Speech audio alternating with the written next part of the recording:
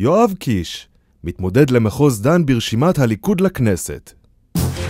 יואב קיש, יליד הארץ בן 43, תושב רמת גן, נשוי ואב ל4. חבר מפלגת הליכוד מזה 15 שנים, ובן לחברת מרכז ליכוד מדור המייסדים. את שירותו הצבאי מילא יואב כטייס קרב בחיל האוויר, כיום הוא עובד כטייס בחברת אל על, וממשיך לטוס בחיל האוויר כטייס קרב בשירות מילואים פעיל. את דרכו הציבורית הפעילה החל יואב במחאת המילואימניקים. למדתי דבר אחד חשוב, לשרת זה לא נטל, לשרת זה זכות.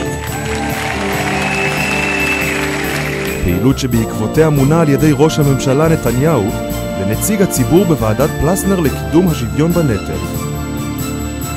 בתום הוועדה ייסד יואב את מטה הליכוד לשוויון בנטל, במסגרתו הוא פועל עם בכירים בליכוד לקידום חקיקה בנושא.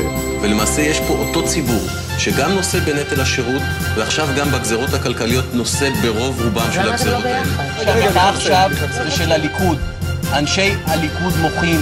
הדור שלי נמנע מפוליטיקה ולא התעסקנו בזה. הגיע הזמן להיות מעורבים. אני מתחייב לפעול למען שוויון בנטל. שוויון זכויות וחובות של כל אזרחי ישראל. אני מבטיח לפעול בנחישות למען הורדת יוקר המחיה וחיזוק מעמד הביניים. אני קורא לכם להצביע עבורי כנציג מחוז דן ברשימת הליכוד.